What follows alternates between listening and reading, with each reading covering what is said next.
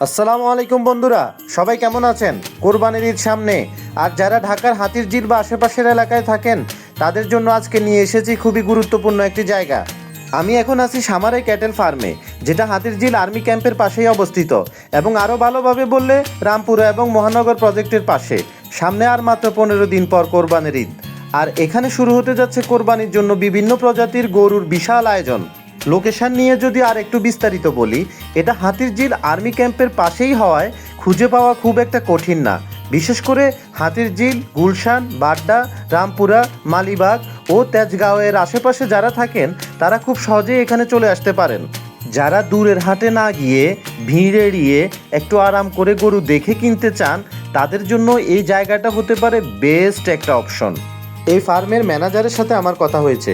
এখানে কাস্টমারের জন্য একটি বিশেষ সুবিধা হচ্ছে, এখানে কোরবানির গরুর ওজন স্কেলে মেপে বিক্রয় করা হয়, যেটা অন্য কোনো গতানুগতিক কোরবানির গরুর হাটে স্কেলে ওজন মেপে গরু কেনার সুযোগ কাস্টমারের জন্য থাকে না।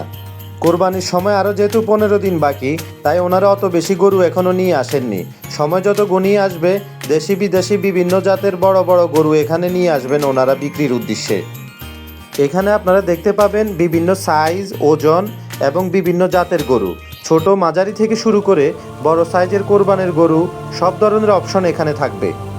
গরু কেনার সময় অবশ্যই কয়েকটা বিষয় খেয়াল রাখবেন আপনারা: গরুর স্বাস্থ্য, বয়স, দাঁত, খাওয়া দাওয়া এবং চলাফেরা ঠিক আছে কিনা, এগুলো ভালোভাবে দেখে নেবেন। কোরবানির জন্য স্বাস্থ্যসম্মত, তাজা, দেখতে শুনতে ভালো এই ধরনের গরুই সবার পছন্দ। আর গরুর দাম নির্ধারণ করার আগে অবশ্যই একটু ভেবেচিন্তে সিদ্ধান্ত নেবেন।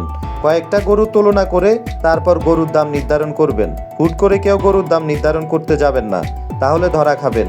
দাম নিয়ে অবশ্যই একটু সচেতন থাকবেন। তো বন্ধুরা, কোরবানির ঈদ 2026 কোরবানির গরু কেনার পরিকল্পনা থাকলে একবার ঘুরে আসতে পারেন সামারাই ক্যাটেল ফার্মে।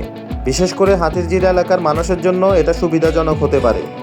ভিডিওটা ভালো লাগলে লাইক, কমেন্ট আর শেয়ার করতে ভুলবেন না। আর এমন লোকাল আপডেট পেতে চাইলে অবশ্যই ফলো অথবা সাবস্ক্রাইব করে পাশে থাকবেন। আল্লাহ হাফেজ।